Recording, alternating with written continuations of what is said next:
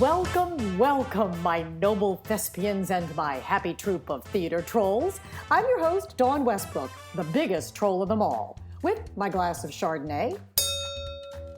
I hope you'll join me with a glass of something. And for the next few minutes, we're going to focus on the craft of acting, the art of directing, and embracing the process of this crazy career in the theater. I have some wonderful interviews lined up in the coming weeks, and this week is no exception. But first, this week's podcast is being brought to you by the Martha Hill Newell Playwrights Fund, whose commitment is to both local and national playwrights, and holds the belief that the relevance and vitality of American theater depends on the continual infusion of new works. Ladies and gentlemen, we're always excited when our next guest drops by for a visit. This guy's very, very funny. I don't like going to the doctor much. I joined an HMO because they don't like me going to the doctor much either. We've been married a while, no kids. Friends ask why. Well, we never have enough money to have kids. They say, well, you never have enough money to have kids. Yeah, that's what I just said. And ladies and gentlemen, please welcome back to the program, Jeff Caldwell. Jeff Caldwell. Jeff Caldwell. Jeff Caldwell. He is tonight making his 1,000th appearance on the show. My guest tonight, Jeff Caldwell, the stand-up guy, who, when I asked to do this, said he felt underqualified. And he said, you know, I've not done much. I read Stanislavski, but the only other thing I've done really stand up on Letterman, Conan, Craig Ferguson, Late Show, and, you know, a couple of student films that I hope never see the day of light. And then I went, well, Jesus Christ, now I feel underqualified. Hi, Jeff Caldwell. How are you? Dawn, I don't want you to feel that way. I'm going to try not to, but do you see how funny that sounded to me? Well, but in terms of acting, because, you know, I listened through some of your episodes and I thought, these are heavy hitter actors. These are legit actors. I was somebody who did stand up and then decided I better try to be an actor when I thought I might have a sitcom, but I mean, you guys are serious. Right. But you know what, here's the other thing too, is that none of us were told we might even have a sitcom. We might be serious actors, you know, in your opinion, but it's all about entertaining, right? It's all about, like, Brad Brinkquist, who I had last week, who I call Mr. Horror, who was Vincent Pascal in Pet Sematary and has just done Star Trek and a ton of films out in LA. It's just all about just entertaining. He said, that's the word. You just have to entertain. And there are many ways I hate this. I've not thought of another way how to say this, but there are many ways to skin a cat. If you can tell me a different way to say that, I would like it, because I think that just sounds horrific. But there are many ways of getting around this career and in being a performer. And I may have studied, right? And I may have done a lot of theater, lived in New York, like Michael and other people that I've had on the show. However, it's all about being an entertainer and who has that, you know, light, who they want to hire. And then, like you said, when you thought you might have a sitcom, you decided, oh, I better take some acting classes. But they obviously already thought you had that, right? So we'll talk about that in a minute. Let's talk about something important. What are you drinking? We know what I've got. Well, I have a little bit of Macallan, 12-year-old. Nice. Can we toast to my best friend, Martha Newell, who passed away, and that was her drink I for every Christmas. To Martha. Martha Newell. Yay. Awesome. So, I hope it wasn't the scotch that killed her. No, but it sure kept her alive for 89 years. So Wonderful. You know what? She Wonderful. cussed like a sailor, knew every dirty limerick, and drank scotch, you know, everybody under the table. So, you know, if that's the key to life and success, I'm on it. I'll do it. So, Jeff, we met in the 1980s, I think, early, like mid 1980s, right? I started doing it in 87. So I'm thinking late 80s in Matt's British Pub. Yes. Yes. Richmond and Shaco Slip. And Brett introduced me, my good friend Brett Leake, wonderful comedian. So funny. He's wonderful. And he said, this lady is an actress and she's done a lot of things. And I'm like, wow, this is, you know, there's this glamorous lady who's, you know. I would come down to the pub after doing a show, right? So I don't know about glamorous, but I'd always have on my show makeup because I was doing a ton of musicals, and I would work during the day, go do a show at night, head down to the pub on the weekends, and loved it when you and Brett and Pete Conklin and every now and then, like Paula Poundstone would come down. And these Sure. people, that were just really, and you did some, I think you were the, like the mid act and maybe even kind of in seat a couple times when I first met you. And then you started Probably. headlining. Eventually. Yeah. Yeah, I just loved it. I remember Brett saying to me one time we were sitting down and I was having one of my Singapore slings. That was the drink I had at Matt's British. It was my Singapore sling. But I remember him saying to me when he said, "You're going to really like this guy." He said, "What you're going to like about him is this." He said, "He says a joke and he doesn't care if it lands or not. He just keeps on going." And you know what I mean? You kind of You go, know who else said that to me? Oh. On a cruise ship, John Davidson. If you'll remember John Davidson. John Davidson, the He guy said from TV and the dimple guy. Yes, Dimples for days. And he said, "I really admire the way you don't care what the people think. I really care what the people think." And I said, "Well, I would prefer them to enjoy it, but the lawyers tell me you can't make them." So John Davidson, big musical theater act, got that salt and pepper look and very, long handsome. career, sure. He did like Seven Brides for Seven Brothers, I think, big musical theater actor. And a friend of mine went on the road with him back about maybe 15 years ago. He was doing a one-man show. And I kind of worked as his personal assistant on tour. Nice guy, really nice guy. But when somebody says that to you, it's like you go, maybe I should have been funnier. You kind of get a little paranoid. Do you? I mean, well, the cruise ships could be difficult. It was a strange audience for me. There were a lot of people for whom English wasn't their first language. Right. And I'm very subtle, and some of the references I don't think they really would have gotten. And just goes right over their head. And a lot of older folks and then kids. We used to call them blue hairs. Sure. When we would do theater, it'd be a matinee on a Saturday. We go, "Oh God, it's blue hair." We just, but that's really, those are the patrons, but it was just knew they were going to fall asleep or they weren't really going to be awake for it, So so a lot of older people and kids talking, not really paying attention. That's hard, I think. Yes, very much. So John was, he witnessed me struggling up there probably, or, I think as performers, we always feel that. I think in one of my other, is when you listened to Eva DeVirgilis, right? Yes. And I think with her, I said, I just get that cringe. You go, "Oh God, I feel for you." Like when the audience isn't, when I'm in the audience and I sit there and I'm trying to give the person on stage my 100% attention and you got this. But when something goes awry or when there's a heckler or something, you just go, "Oh Jesus, I hope you can get through this." Cause that is rough. Hecklers for comedians, it's just like you see the tomato flying through the air, getting ready to land on their face.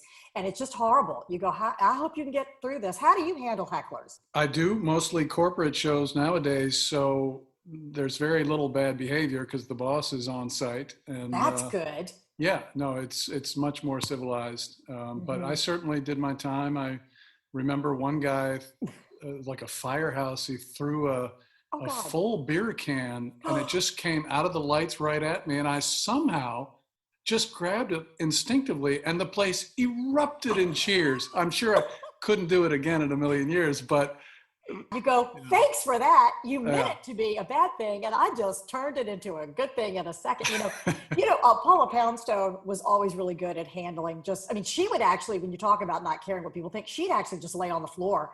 The mic stand would be up. She'd be laying on the floor, looking at us upside down, just talking and looking at the ceiling and make comments about whatever room she was in. Like, "Oh God, they got a crack up there." She would just go stream of conscious. And I just have such respect for people that write their own material and get up. You're traveling on your own. You're living kind of a very like a nomadic life and you're isolated.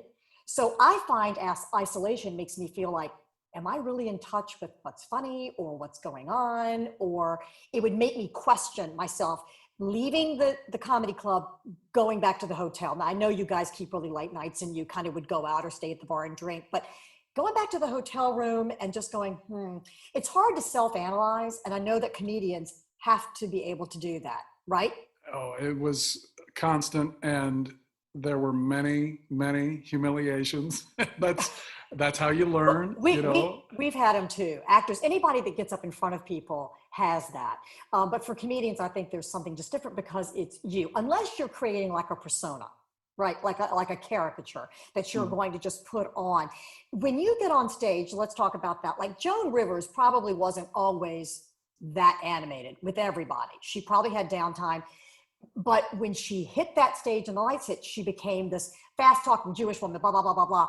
Do you feel like when you walk from the dressing room, the green room, up onto the stage that you are just carrying who you are? Or do you feel like you click into something different?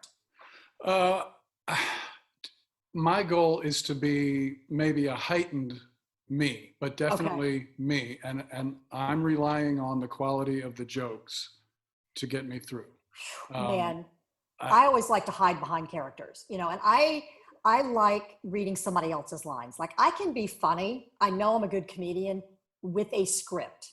I can find the timing. I know kind of what works. I know the rhythm, but don't make me write it. And Jesus Christ, please do not make me improv.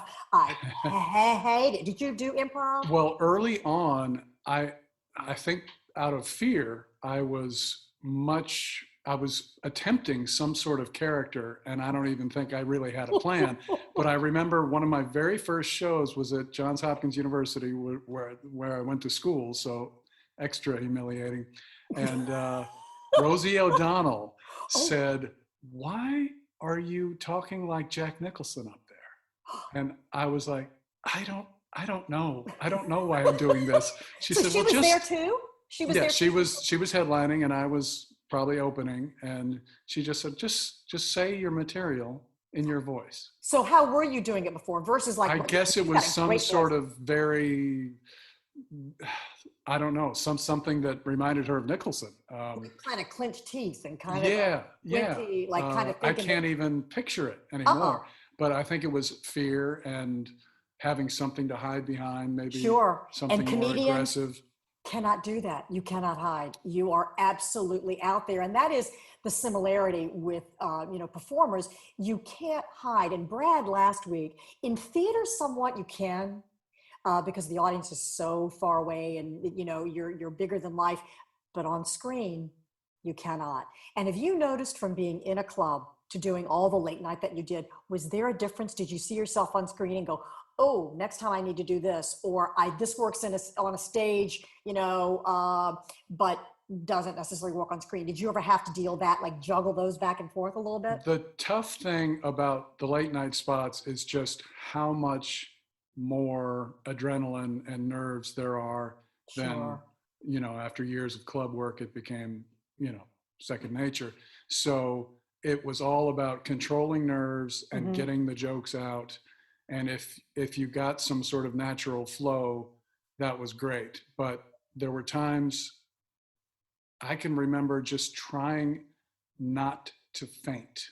I was so, the nerves were just, it was ridiculous. My hands just started to sweat when you said that, because I can feel myself being behind that curtain, right? For the late night. And they're fiddling with your mic, and then you think you're on, and then they say, no, we're going to wait. We're going to hold here and Biff has got you around the waist to keep you from walking out, on the Letterman show. You remember Biff. Holding you by the belt. Not yet. Yeah, okay, go. And then you get the shove. And with Letterman, he was pretty firm about no cue cards and bullet points. Other shows would offer that. And at first, I didn't worry about it.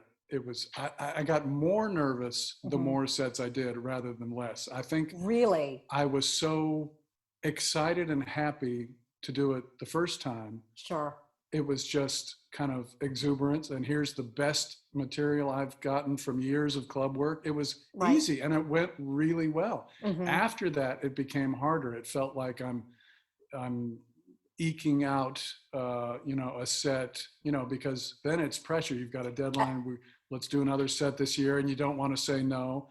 So it definitely became harder over time. So they would book you again, like 6 months later, out or 9 months, and you'd go, oh God, now I've got to get more new material, and I've got to make sure that it works, and now I have to get in front of an audience to know if it works.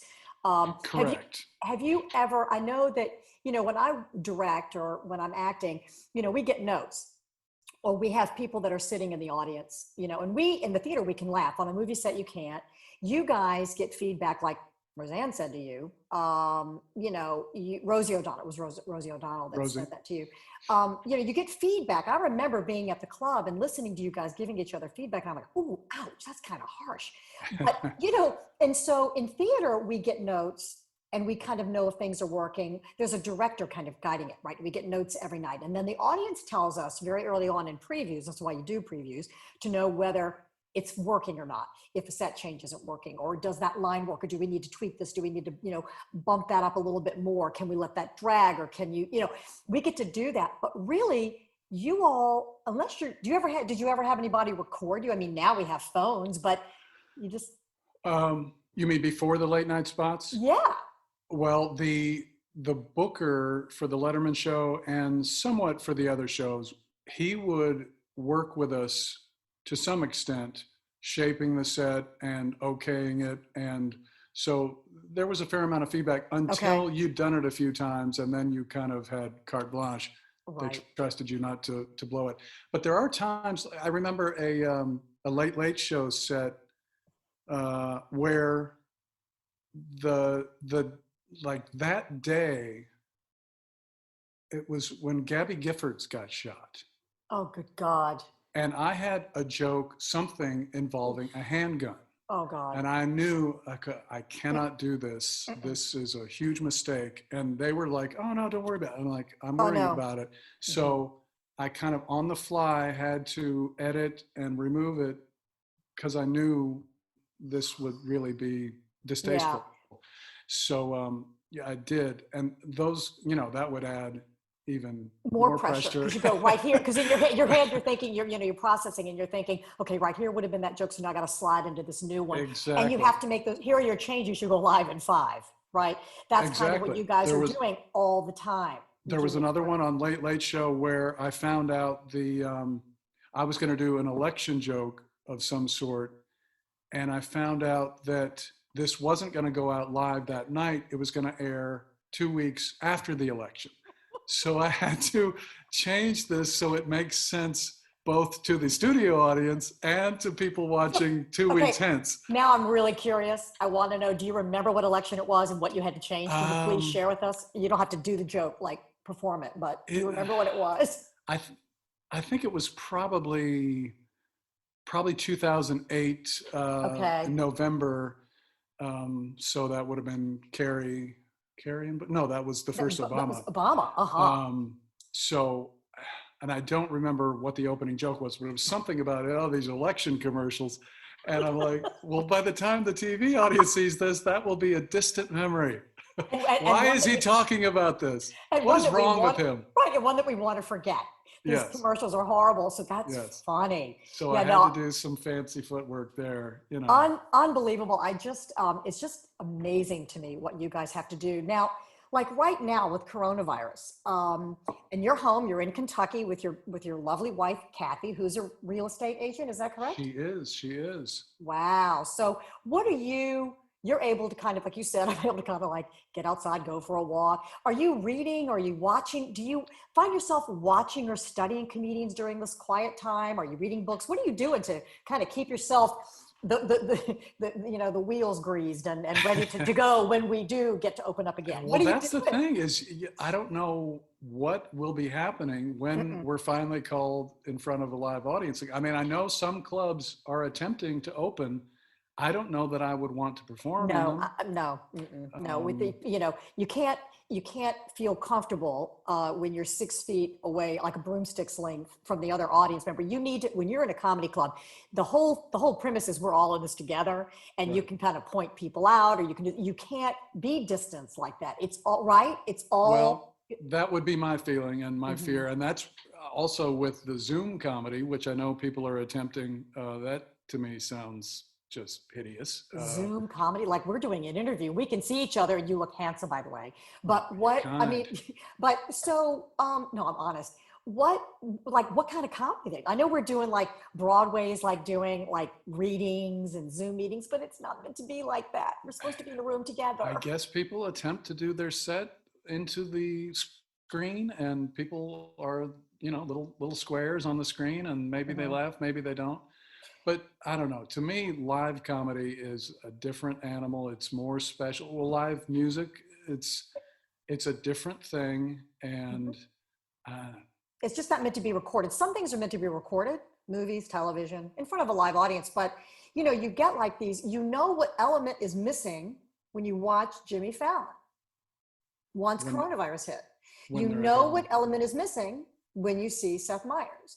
Or, The Daily Show, Trevor Noah. I mean, these are brilliant comedians, handsome men, very funny, but you feed off of an audience. And without that, you go, well, that's kind of dead in the water. They're kind of laughing at their own jokes, but I mean, you get, their kids make an appearance.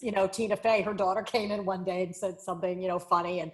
But it's really, really hard, right? To even envision what it's going to be. Yeah. My manager mentioned the possibility of the Zoom comedy, and I'm just hoping he never calls. I just hope I get no offers because I don't want to do it. I just don't want to do it. I can see you like dodging the call, like looking at the phone and going, no, and running away, I know. It's That's just so funny. So I don't know quite what to expect when there will be companies or clubs reopening in a major way. And so what are you doing to kind of stay funny? What are you doing to kind of keep yourself, I do the same amount of research as I always do, which is news, a lot of reading. I read several newspapers and websites. And you post them on Facebook, and I always enjoy them. I always comment and go, yes, that's very good. Some of them are funny and some of them are not. Some of them are like, it's hard to joke at this time. It's very grim, in my opinion. And Trump is so ridiculous that it's hard. It used to be you could easily make a political joke because you could make the politician more absurd than he really is. Well, that's very hard now because people will go, well, is that real? Did he really do that?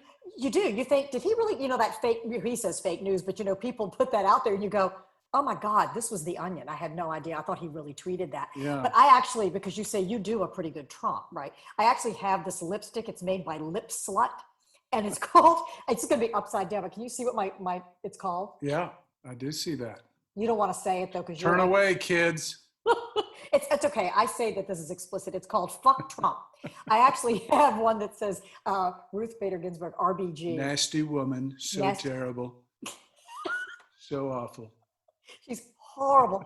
That actually is pretty good. Wow. I mean, do you have jokes? Do you have something that you could do? Like if somebody said, record a bit of Trump for me, like Bob DeBuono, have you heard him? Oh, Bob DeBuono, yeah. DeBuono, is that how you say it? He's so funny. Yeah. I like, there's a guy, what is his name? Oh, I'll have to think on it. Okay, that's fine. But there's several New York comics who do brilliant, you really go deep. But I was watching him today. He's just a madman. I can't even watch him anymore. And I live with my husband he was in the Navy, and he will not really talk bad about him. And I'm like, you know what? If you're not going to talk bad about him, then you need to shut up, because I don't really want to hear anything. So are you a Carville-Madeline relationship? We are. You're making it work? We are, but he won't keep his mouth shut when he's in the house. Like they say they turn it off. I can't get him to turn off, so I just leave the room. I go, you know what? If we're going there, if you're really going there, then I'm out. I'll see you later. I'm going to go. That's why I started my podcast. I need to leave. I'm spending too much time with you. You're driving me nuts. I need to go lock myself up in my office. But he's really very smart. He's very much, he was a Navy guy. These guys don't like to speak ill of the commander in chief, right. But he's also a fiscal conservative, but a fairly social liberal. So, but boy, oh boy, since Trump and since, a lot of things that have happened, he calls them lefties. He goes, as a fiscal conservative, how does he rationalize the debt explosion under Trump and I don't know. I'll get unpaid him. for tax cuts? He's actually remodeling our bathroom right now, so I don't want to piss him off too much. No, that's probably best. You But keep him no, on your he side. actually, sometimes I'll go, like, who was I talking to? Oh, it was week 4, and it was Cliff Mortz. And he was like, the dogs came running in, and Carl came running in, and my 16-year-old daughter. I was like, Jesus Christ, it's like Grand Central Station. He went, oh, to have a big family, how wonderful, how fun is that? I just really would love to be in a relationship. And I said, oh my God, how funny, because I was just thinking how wonderful it would be to be single. Well, It just is crazy in this house sometimes. my sister-in-law has an academic position in St. Louis with a university, and apparently her dog has become quite popular in the background of all her million Zoom calls, just destroying stuffed animals or whatever it is. So You're in the back, when you go, do Oh. I allow this? But during these, I try to keep it as quiet as I can. This house is not normally quiet. There are 3 of us, 2 dogs and a cat. You would think it wouldn't be that loud, but oh my goodness gracious, it can be crazy. Oh, speaking of families, where were you born? I was born in San Diego County. Yeah. And California. California, lived there until about 6th grade. We went to Phoenix. I graduated high school in Phoenix. And then I went east to go to college and pretty much stayed east, except for my 1 year of pretend engineering. Right. And so Johns Hopkins, though, you said, is that when you got Correct. your undergrad? Was it in engineering? It was. I started out chemical engineering, and that was a little difficult. I eased over to civil engineering, got my bachelor's, did about 10 months at a civil engineering firm, wasting that poor guy's money. I was Like just, you said, what was it? You have a joke about bridges. yeah. What do you say? What do you say about bridges? People begin to talk when your 3rd bridge falls down. There's some chatter in the break room at that point. I was actually much more involved with sewage pump stations. I could calculate how many gallons of water it takes to flush a young man's dreams. About 8. Oh my God. But, Sewage. yeah. I was thinking other things with sewage. I'm a girl, so I don't think, I was thinking, oh God, because if you were in Richmond, Swift Creek Mill Playhouse down 95, right? 95 South. It's in Okay. Colonial Heights area. But to get there, you have to go past the sewage plant, past MCV, Marshall, what is that street? Starts with an M, I can't remember. It's not Marshall, but Maury Street. And you go past there, and that sewage plant was just like, oh my gosh, it was horrible. It was like, they need to do something with that. They could use your help with that. So you must be really, really smart and mathematical. So both parts of your brain must be functioning at all times. At that point, I thought, well, being a writer or something in the arts was ridiculous. It's preposterous. Do something sensible. I don't know why I lost my nerve senior year. So I said, okay, engineering, that'll make everybody happy. And then, I did it for almost a year and hated it. And I said, well, maybe grad school's the answer. More debts. Let's take on more loans. Right. So I went in a PhD program at Johns Hopkins and did about 2 years there. And at some point I realized they wanted a thesis, and that wasn't happening. For a And PhD, they wanted a thesis? Because I just got my master's. Yeah. You And used to then, do your doctorate for a PhD. well, Isn't that right? the thesis was a doctoral thesis. Oh my God. But you're so close and you're so smart. Well, I don't know. I mean, I saw people fiddling with those theses for years. Yeah, so. feces. Yeah, It's sorry. that sewage coming back. Feces. It's so, you say potato, I say potato. Yeah, but it's so close. And I don't know. I mean, you have both sides of the brain, right and left. And if you're that smart in, that engineering, my husband he's an anesthesiologist, and he started out with engineering, and he went, oh, hell no. He couldn't do it. He said the math, and it was just, I don't know if it was the professor, but he just went, no, I can't do it. He was at Colorado University and went, not for me. And he's an anesthesiologist. I mean, he's really, really smart with, machines and, all that chemical. I mean, he's got to do all these I don't even know. Algebraic chemistry. Is that how you two met? Did he put some chloroform on you? He did not. I Okay. know he did not. He is a gas passer in more ways than one. We do say that. Oh, my. Yes, and he does put me to sleep. Maybe it wasn't the sewage plant you were passing. I don't think so, but he does put me to sleep when he starts talking about Trump. When he does start talking politics, oh my God! And he loves history. He loves American history and all. And I just am like, your conversation grows tiresome. I can't do this. So you were born in my Aunt Mary Jane. Hi, Aunt Mary Jane. She lived in Phoenix with her family, my cousins, and then they moved to San Diego, Lomos, Santa Fe. Okay. And they lived there, and she's still there with some of my cousins that live there, and they're in Encinitas. Is it Encinitas? Encinitas, beautiful place. My cousin is a nurse, and my other cousin is a doctor there at the hospital, and so kind of a family of physicians. Very talented family. You know what? Very talented family, but I've never had people say things like this. David Letterman says of you, very, very funny. George Carlin said, funny and smart, like we were just talking about. Craig Ferguson, very funny. Dennis Miller, this guy is incredible. And Variety Magazine said, just a very savvy storyteller, ready for prime time. You got to look at that and go, all right, well, I guess I can just read a book now. I mean, this is successful. I mean, this is huge. I'm very happy with a lot of the work I've done.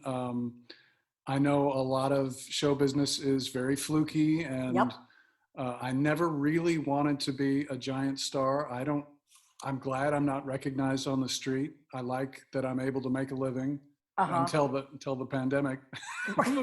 But thankfully I have royalties from my CD. I mean, that's been great. Wow. So people still purchase those on like what, iTunes and I get the streaming money, which is, not great, but then Sirius XM, that's good money. And, that's where when I had, we knew each other, but I heard you on Jeff and Larry's Comedy Hour, or it was Blue Collar Radio. Okay. And I went, oh my God. Immediately I knew your voice, and I looked at it and went, that's Jeff. And it was hysterical. It was really, really good. I don't know if you were talking about the phone when you get that recording, the voice activation thing. Oh, God. Technology has changed since that bit, but what are you going to do? But no, I actually sit and do that all day long. I have to sit with a headset. I do video interpreting, right, for deaf people. So I sat there for 4 hours today, and I hear that, and it's voice activated. If you don't say it fast enough, it shuts you off. And trying to explain to them, this is voice activated. You got to get it. Okay, we missed it. Okay, you got to get your Social Security. Okay, never mind. And they go, what is your card? What is your PIN? And they go, oh, I don't know. They get up and leave it. You go, they come back and you go, we got disconnected. It's voice activated. And so it's really that technology. Even though your joke was, they're not really great on that, it's still not great. They still haven't fixed it. I don't know when you wrote that joke, but it's still pretty bad technology. So perfect. Yeah, great perfect. news. Great. Now your wife, those... but Kathy used to work for Lorne Michaels, Mr. SNL. She had a TV career before. She does real estate now, but she worked for the Discovery Channel, and then she worked for Broadway Video, which is Lorne Michaels' company, and he was going to launch sort of an animated division, a kids division, and she was trying to get that going.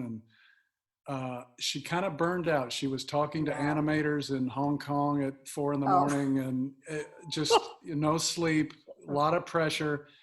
And she just walked away from it. And with my total blessing, I mean, it was killing her. So and where were you living at the time? We were in Hoboken, just across the Hudson. And that's that picture of you, right? I'm going to post this picture on Facebook, the one with the red door in Hoboken, right? That was an alley in Hoboken, yeah. The stand-up guy. You look like in front of a firehouse. I love that. Yeah. But she is, she's a real estate agent now, and she worked for him and just got like burnout. I think a lot of people in this career, you either, it's like Brad last week said, it's all about commitment.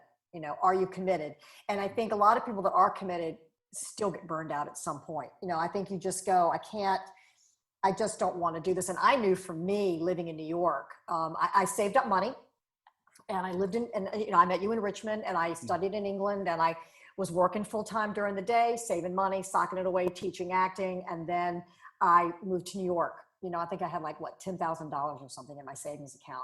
And I had my friend Michael Mastro. 1 month's rent. Yeah, 1 month's rent. But I lived with Michael Mastro from week 2. I met him in England studying, and he had a little teeny little studio in the West Village on 9th Street. And he let me, set up an air mattress on the floor and bring in some of my wardrobe. And I lived there for like 2 years. And then I moved in with a Victoria's Secret model. She in Midtown. Different resumes said different things, right? Sometimes she was 6'1", sometimes she was 5'11", and anywhere in between. She was tall. She looked like a giraffe. She had beautiful blonde hair. We would walk. She always wore black and high-heel boots. Talk to me about that possible sitcom. Talk to me about, you said it was great, and all of a sudden, when it pooped out, I almost quit. We're talking about getting burnt out. Talk to me about where that came about, how it came about, and what happened. Well, I guess it was summer 2002. My management company set up an audition for all the network TV people. No, this was LA. Okay. They were based in LA, and I guess it went well enough. I got meetings with NBC and CBS, and I thought the NBC meeting went better. I was expecting an offer from them. They made none. CBS did. And CBS and Paramount wrote 2 pilots for me, neither of which were shot or got on the air. What happened? They just felt dead in the water? They just didn't fly? Or what? Do you know what? Did they tell you what happened? As far as I know, it was right in the teeth of reality TV, just blowing up. And the only sitcom that CBS put on that year was the Charlie Sheen 2.5 Men. Which had Chuck Lorre. It was obviously a bigger deal and did great for them. They just were out of the sitcom business. It was expensive relative to reality and didn't do all that much better, if at all. So they said the economics are such that we're going to do reality TV. So my writers had been writer-producers on Cheers. They were very confident. I mean, I was like, I didn't know anything. I was like, do you think we'll get on the air? And they were like, get on the air. It's whether we get a full season or not. So I'm starting to count the money. I can't, this is great. And then, in April or something, I find out this isn't gonna So how long from beginning to end, from your audition to that? Audition was summer of 2002, and then I think it was spring of 2003. I found out that neither of the 2 would be shot. It would have aired in fall 2003. And then I was still getting auditions and was able to pitch for the next season, but the heat was off, and quickly I was back to being a comedian, Wow. So you were going to see, now there we talk, there's the transition from stand-up. You were going to get a role. You were actually going to be acting. So then you said, I'm going to get a sitcom. I better learn some acting. Yeah. So you had to put your own, I talked to, what was it about? You have to put your own money into things, right? You have to go, it was Mark Delamar. He was good. He got in Will Rogers' Follies, but he had never learned how to lasso. So he knew he was going to get it, but he had to go, use his money, which he did. Actors never have any money. He had to go find somebody to teach him how to lasso, which he still can do to this day. And he did go on tour, the national tour. He played Will Rogers. But, so did you have to, you went and got Well, since I got the development deal, they paid me, in essence, a salary for that year, which was great. Oh, that's on paper. Good. Yeah, no, It was great. They were always tardy with the payment. They were like quarterly payments. So around the time that was due, I was really sweating it, and I'd have to make calls and try to get lawyers, and then eventually you'd get the check, so you were back in business. But no, I was funded. But yeah, all of a sudden I go from being a stand-up, and then they go, well, you're taking acting classes, right? And I had not at all. And so I said, they said, you're going to be the lead in this thing. You've got to. So immediately I throw myself in full force. Right. Joanna Bexon, I'm sure her name. I just read her name. Yes. Yeah. did the Meisner technique and scene study, and I was going for it. And I don't think I ever achieved any great thespian skill, but Mm-hmm. I got past a lot of self-consciousness. I think I could have done an adequate job. Oh, I'm sure you could. I have no doubt. Meisner, so repetition.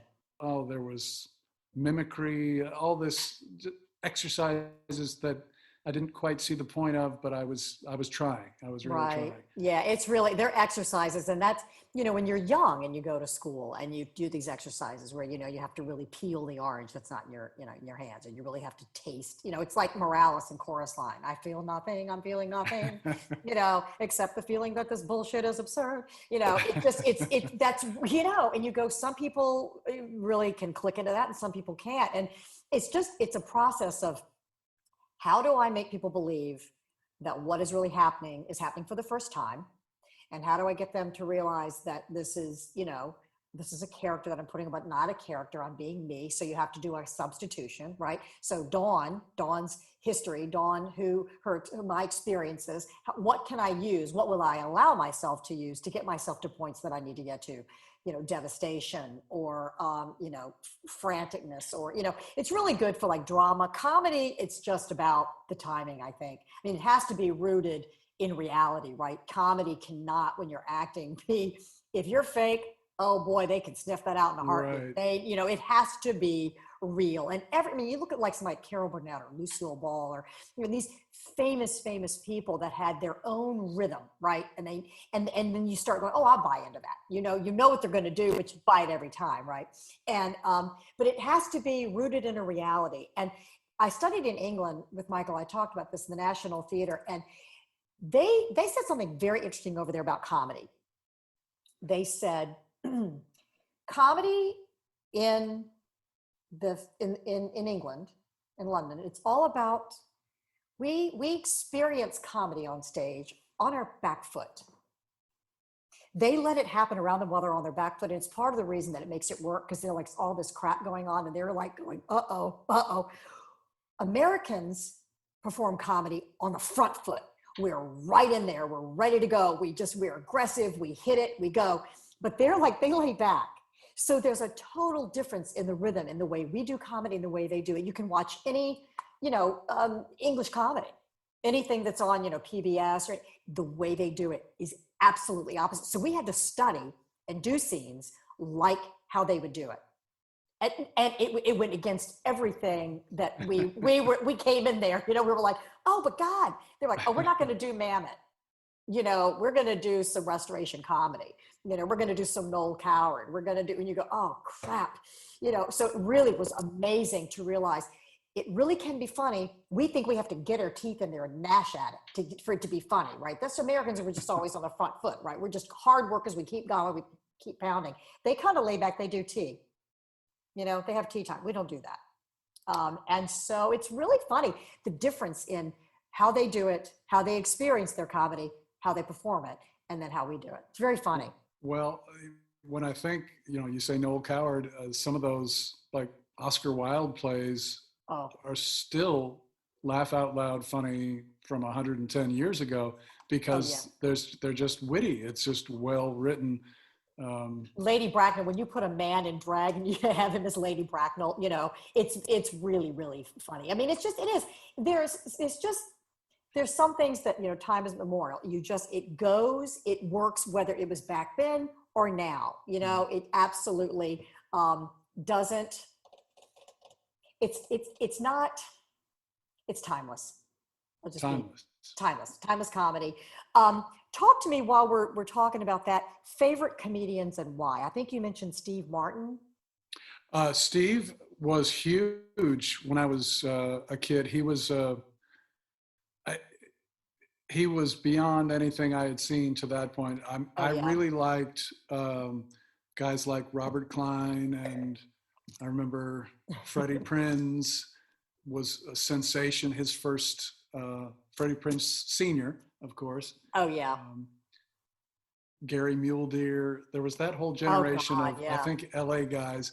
And then Steve, just with the physicality, and it was funny on a surreal level too. Yes. So, yeah, he was pretty great. What My about like first- Pryor and Carlin? I mean, they were kind of raunchy. Eddie Murphy. You're known as being kind of the clean comedian. Do you like any of the raunchy kind of comedy? Those were the first albums I got. I know I didn't understand a lot of Carlin's references because I was, I think, 10 when I bought Class Right. Clown. He's, Sure. doing joke about the Ho Chi Minh Trail and the place falls apart. And I'm like, I don't know why that's funny, I but get it, but his delivery was still such that you knew, oh, that was funny, even though you didn't really know why it was just funny. rapid fire New York, and some of it I got, and it was great. And Pryor was so funny, just characters and just raw. And Flip Wilson. I mean, he was what I mean. I don't know. I was born in '62. I was born in '62. Okay, right. I was born in December '62, and I loved. Well, Cheech and Chong was popular. I remember, I really got my comedy because I really loved like the Bob Newhart show. Oh, yes. I loved MASH. I loved The Odd Couple. There were just, oh God, Bewitched and all of those shows that we were watching, the Brady Bunch, all those shows that kind of just all were funny, little comedy nuggets, Adding to my sitcom heartbreak, Oh. my Cheers writers told me that Newhart was going to be my dad in that version of, and I was like, oh, great. Oh, because they had just worked with him on George and Leo, one of his later efforts. So that was so funny. He was on something not too long ago. What was he on? Was it Will and Grace? What was he on that was he was on a sitcom. God, I mean, just recently. One of the newer shows. Oh man. Ah, geez, that really sucks. I'm sorry. I feel for you now, big time. It was quite a painful time. I don't know that I've ever had devastation like that emotionally. I mean, I'm a very even-keeled person, but I think for a few months there, I was a problem, Well, now you were married at that point, right, Kathy? I was, and was she able to help you? She knows the business. Was she able to kind of tell you? No, she was very matter of fact about it, and just get back on the horse and get something this next season. Very positive. I've had a friend get as far as, and this I'm not going to say the person's name, but went out pilot season. The show flew. It was great. He was, I don't know if a lead or supporting lead. Got to the table read first week. Producers there. Did the first read. In the break, the producers took the casting director aside and went, nope, and kicked him out. Yeah. And I'm talking, this is someone who's really, really good and extremely talented. And maybe it just wasn't the right fit. Maybe they just wanted a bigger name. Who knows? But was at the read. Right. Everybody, all the stars are there. He's a star too. And all there. And I cannot even, and he had a hard time. You couldn't even, like, people would go, don't bring it up. Just don't bring it up. Just don't even, So that's we are out there. What we sell is who we are, and if people don't buy it, it's devastating because we think how can you not take that personally? Well, to me, I didn't take the rejection personally as a reflection on my talent. I feel like, but what I thought that the script that the Cheers guys wrote for me was really quality. It was, because a lot of pilots, they have to do so much exposition. The laughs can be sacrificed, or it's real stagey, just very obvious. Oh, hello, sister, establishing relationships. This was really artfully done and laugh out loud funny. And that's pretty rare, but for whatever reason, it just wasn't what they wanted. Well, like you said, they wanted, reality and they could save money. So what was the premise of that show? Can you say what it was? Who were you going to be? What was your character? It was roughly my story. They changed me from an engineer to an architect because I don't think they figured engineer would be something people knew exactly what they did. But you go, no, really, I really am. I really can tell you. I can help with the writing of this. Right. Yeah, I mean, that was a great part, was helping with the writing. You fly out for a few weeks every month or so, and you're on the Paramount lot, and it's just it's like you live in a dream. It's like totally. I mean, absolutely. You go, I'm really, would somebody just pinch me now? I'm in There the are moments- boutique hotel. Avril Lavigne is down the hall. The other end is that guy from Frasier, the very flamboyant, God, I forget his Oh, name. wait. You know, living the entertainment dream. Unbelievable. For a bit. Yeah, what But- was that movie that was up for Best Picture? And actually they missed, like they said, it won Best Picture, but it didn't. What was it? La La Land. Oh, Do you remember right. that, Guffaw? Yeah, that was big, quite a big situation. That is kind of what happens. You know, you just go, oh my God, this is like her whole thing in the beginning. She's serving coffee to these stars that come in, and then at the end, she's the one that comes in at the end. You know, you just go, pinch me. Is this really happening? And like you said, you know, I think sometimes too, some people, I never wanted to be a star. I just always wanted to work and be considered hireable. Like I wanted people to want to hire me back. And to me, I wanted to be good. That was the goal. Yeah. Yeah. And just have people want to hire me back. Were you fun to be with? Did people want to have you back? And that to me was just success. I certainly wasn't doing it theater for money. That was not why I was doing it. And once I realized that I didn't want to be in New York at age turning 40, right? In a little teeny room that was, you know, shared midtown, you know, a little teeny mini kitchen, a little mini refrigerator. And I love to cook, and I'm from the South, honey. Give me some, you know, give me a big kitchen. I like to do fried chicken and mashed potatoes and the whole deal. And I mean, I made a living for like 30 years. I traveled all over, but the whole time, Jeff, I was doing it, there was something that was going against the grain. So I was really fighting with myself. And I always said, if I ever stop loving this career, if I ever start to turn, the pendulum starts to swing and I start to hate it or it starts to hurt me, I'm out, because I'm not going to start hating the one thing that I've loved all my life. So I was always fighting. I was always struggling with what I would love to be a star, but there's a part, like you said, I just like to be a little bit not noticed. And I just don't think I would ever want that big stardom where you can't go anywhere. Yeah. Yeah. And I think one of the things that when I would go out with you guys in the late 80s, and you guys would be doing this whole set, I'd stay there with you, and then we'd go to Waffle House. Remember Aunt Sarah's Waffle House? Or we'd go out, you know, and get food afterwards. And you guys were still on and you were doing your thing, and I'd start winding down going, I can't hang with these. I got to go home. Yeah. But you guys just keep going to like, well, the adrenaline after the Late Show doesn't kick off, and it's very hard to get to sleep until later. So it's exhausting, especially, you know, now at my age. It's like, if I have to do late shows over the weekend, I'm like, I'm wiped. And I really admire like Louis Black. The last time I worked with him, he just said, I'm not doing the late shows. He doesn't do the late shows. And I was like, oh, that's a possibility. What a beautiful thing. He just does the shows that are nice and civilized and good. It was, He's got some things too. He streams, I think. He does live streaming on Facebook. So funny. I think he is hysterical. Oh, yeah. I would pay so much money to see him.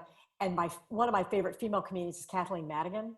Yep. I adore her. There's just this rawness. And they're friends. Since quarantine, they've been hitched up together. I don't know, at her house or his house or whatever, but she had one of those Popeye chicken sandwiches yesterday and was doing like a commentary on it. I just think it doesn't get any better. I think she's hysterical. Let's talk about, since we're talking about celebrities, and one of the things I sent you yesterday, I sent you 3 videos. One was Jerry Seinfeld talking with Seth Meyers in 2015. The other one was John Cleese in 2014 talking with Bill Maher. And the other one was Mel Brooks, who I just adore. I think Mel Brooks is just fabulous. And they were all talking about the death of comedy being political correctness. And they all had their own thoughts on this. We talked about it a little bit. I always like to do that little phone call before the actual interview. And you said something back then, but I said, I'm going to send you 3 things. And I want you to talk about, because I have found, and my husband too, that this generation, the millennials, they're so serious about everything. I mean everything, that there is like nothing that you can talk about. And all of these comedians are all basically saying the same thing. If you throw it out there and you know it's a little bit on the edge, like you had to censor yourself, like you have to have your own little censor, right? And you have to go, okay, this is either going to fly or it's not, it's appropriate or it's not. But they know that now if you do something, you're more than likely the tweets are going to hit before you even get home or back to the hotel. And you're going to have to be throwing out an apology the next morning because you're going to have offended someone. It's like my husband says, for all of his craziness, the professionally offended. And this generation seems to be somewhat the professionally offended. And I find them such a drag. I really do. It's the 30-somethings. I find them a drag, and I love a lot of them. But when they start throwing this out, and you're a racist, and you're this, and you're that, and you can't say this, and blah, blah, blah, and you go, you know what? You're really starting to bug me. Life is about having some fun. Loosen up a bit. What are your thoughts? Well, my quibble with the youth is a different one, that the attention span is sometimes lacking, and they're texting and tweeting during the show, and it's hard to get them to put it down and focus. And I don't do clubs much anymore because it's just too annoying.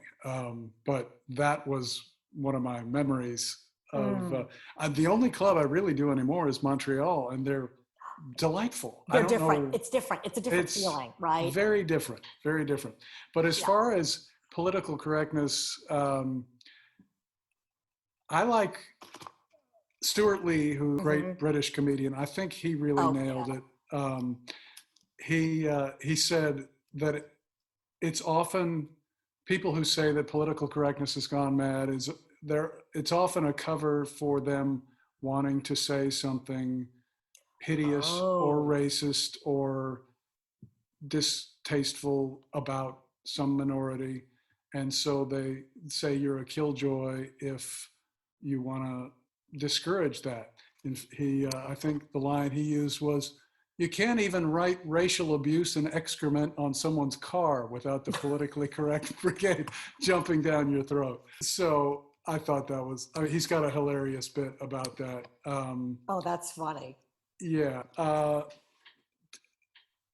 I don't think there's so much wrong with people being made to think, even if it's clumsy, think about being sensitive about their language. I think this country is in such a fragile state. We're a very heterogeneous country. Yes. It's not like, Finland, where we're all white folks, we have everybody here, and that's the basis of the country, e pluribus unum, out of many one. So anything that is designed to inflame or hurt just for comedy, I don't. Yeah, I'm not really talking about really setting out to hurt somebody. I'm talking about like Jerry Seinfeld in that when he's talking with Seth Meyers, and I think they're talking with the New York. Is it the New York that's I think David Remnick. Yes, from the New Yorker. Yes, brilliant conversation there. And Jerry Seinfeld says, he's so funny. He keeps putting him on the spot. So tell me about that. What was that you were going to do? No, I'm not telling you what we were going to do, but we couldn't do it. And but he says, there's just a creepy PC thing out there, meaning the audience. There's just this feeling out there that really just kind of freaks me out. He says, you screw up and you know that it's going to be out on Twitter, and then the ripple starts. And that certainly would be more of a problem for a celebrity of Jerry's level than me. I mean, nobody cares enough about me to I think anybody rat me out. Yeah, but I think anybody can say anything these days. And that's true. My daughter is 16, and they think the camera on the phone is to record people being assholes. They think that the camera is their property and that you are their literary domain.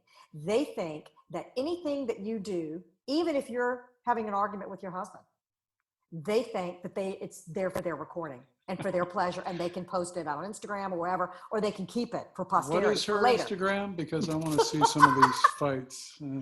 No, I'm not going to say it. I'm not going to say it. But, Mel Brooks, too, brilliant. And I got glasses to do this one because oh my God, I got new contacts and I can't read anything now. I have to use glasses. But, he just, of course, Blazing Saddles, Robin Hood, Men in Tights, the producers, everything. He says, we've become so politically stupidly correct. He said it's just going to be the death of comedy. It's not good for comedy. And he was a Jew. I mean, he made fun of like everybody, and he made fun of like Hitler. Springtime for Hitler, and he's a Jew. It's like, now if I was, Wasp, I couldn't make that joke. But he's like, he just makes fun of everybody, carte blanche. He's like, stop being so serious. Just take it and go with, just think about it. And what John Cleese said is that, let's see what he said. He said, comedy is about things not working right. If everything is great and running smoothly, then there's nothing funny in it, right? He says, you point it out with anger like Lenny Bruce would have done, or political correctness starts out as a halfway decent idea and then just something completely goes wrong. Sometimes political correctness can be very condescending, like that group, culture, or race cannot poke fun of themselves and that they have to be taken care of. He said, it's so sad. You go, it's so derogatory, it's so horrible. It's like you're going, oh, you're so pitiful, I can't make fun of you. And he said, it's awful. Just toughen up and be a little bit, have a little bit more of a thick skin. We're all so thin-skinned. Now, we talked to you about Trump earlier and how horrible he is and what a bully he is. Now, what he did with the writer, the man who had, I don't know if it was cerebral palsy or if he had some right. What was that? I mean, we have a president that thinks that's okay. And I have a daughter that I have to go, not okay what he said in the trailer about women, not okay what he's doing here, not okay basically what he does on a daily basis. Well, I bet he has defenders who would say, well, you're being politically correct. Right. You're squashing his freedom to express himself. But he's not political correctness. I mean, he's certainly not a comedian either. We're all free to say whatever we want, but that's we're going to have the consequences that will come with it. I just think we're really, I come at it from the idea that we're very much the same, truly, whatever situation we're in. It's the commonalities that are funny, where the universal human things that we all encounter and can relate to, if I can find one of those that makes everybody laugh, that without, I remember discussing this with Robert Klein. He did a lot of ethnic stuff. Yes, he did. But he was Jewish too, though, right? I mean, and from New York at a certain time where everything was very segregated by neighborhood, Sure. And you didn't cross certain streets; it would be a fight. Right. So it was very much, the Irish here, the Jews here. Well, Jackie Mason, big time comedian, he was always, kind of like on the edge of whatever he was saying. Right. I mean, I had a friend who was his assistant and stage manager and went on the road with him and when he was on Broadway. And he was always, offending somebody. So was Joan Rivers. I mean, I think there's certain comedians that, you kind of, as a comedian, if you think it's maybe cause a problem, do you run it by somebody first or do you just go by your gut? I will test things on my wife. She's a great audience and she's got a nice touch for what will appeal to the common folk or the sort of eggheads, if it will miss in a certain way. That's good. And so will she help you kind of tweak it too? Go, it'd be funny if you did that. Or no, Jim Gaffigan's wife is very big in helping. Very much involved in writing. She's a big writer.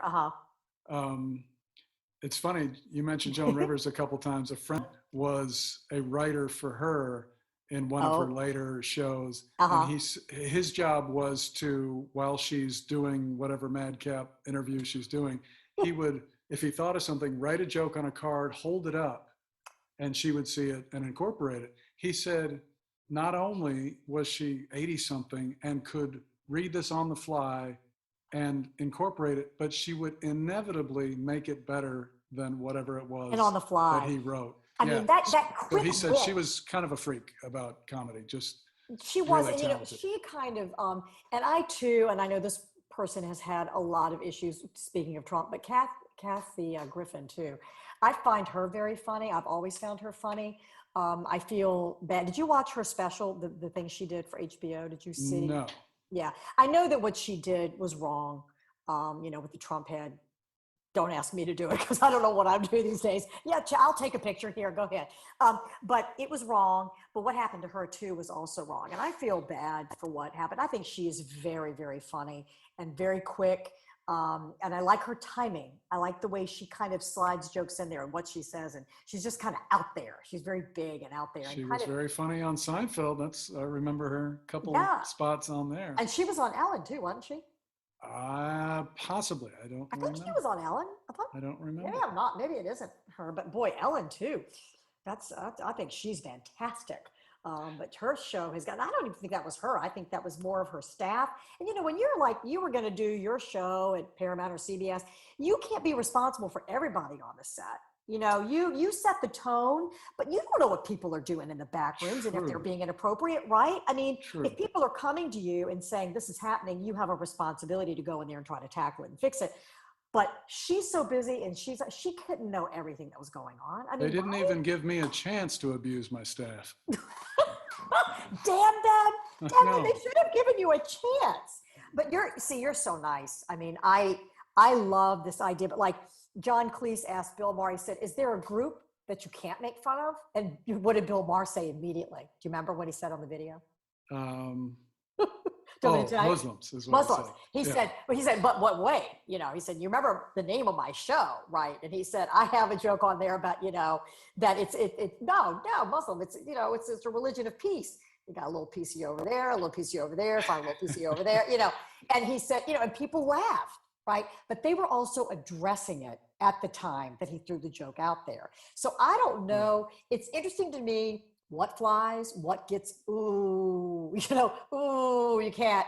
And, when comedians have to go, oh, all right, whatever, la, la, Well, la. that's something I've noticed, again, with really young people. I did a college tour with Jon Stewart, and we were at American U, Princeton, East Coast, big schools.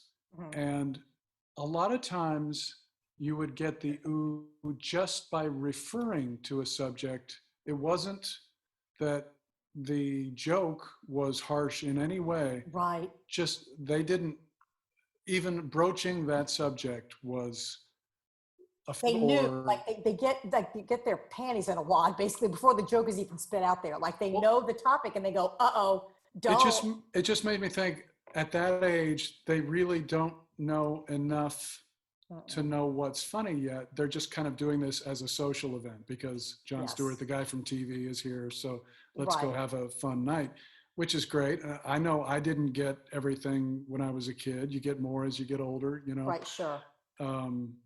So colleges were not ideal for me. Isn't that interesting, colleges? But you do right now. So, and I'm sure that with coronavirus, things have kind of been put on hold, but you do conventions and you do a lot of corporate. Very much, yeah. It's science and engineering, like pharmaceutical and medical and, groups like that to kind of get. Exactly.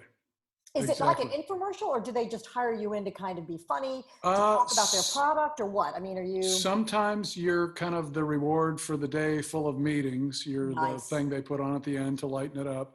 Sometimes you're the host. You'll read some off the teleprompter and then introduce the VP of sales and just keep things glib and keep it moving. Right. It's like you go, oh God, okay, here we go. And you have to be listening to what's happening out there because you might need to refer to it. Right? If something happens out there, you go, oh, that's an opportunity. You know who was really good at that? Neil Patrick Harris. Oh, I imagine. Yeah. Really good. He did the Tony Awards a few times. And, I mean, anybody they're backstage and they're listening to what people are saying, and you've got to have you can either do a callback joke or you can, refer to it because they're going to want you to refer to something that happened out there that somebody said that was either inappropriate or embarrassing. Some of them have better senses of humor than others. I remember it was a sort of a tech awards show up in Boston. And the promotional gift that Google was giving out was really chintzy, like a pen. And I made fun of this, and I think it really did not go over well with Google. It was a problem. And I should have shown better judgment, just not to make fun of one of the huge sponsors of this That's event. so funny. They used to say, when you go into audition, do not mispronounce the sponsor's name or the product name. Right. Know when you go in how to say it. But you know what? If Google's going to give out a pen, Jesus Christ! I mean, come on, really? There were others. There was a cosmetic.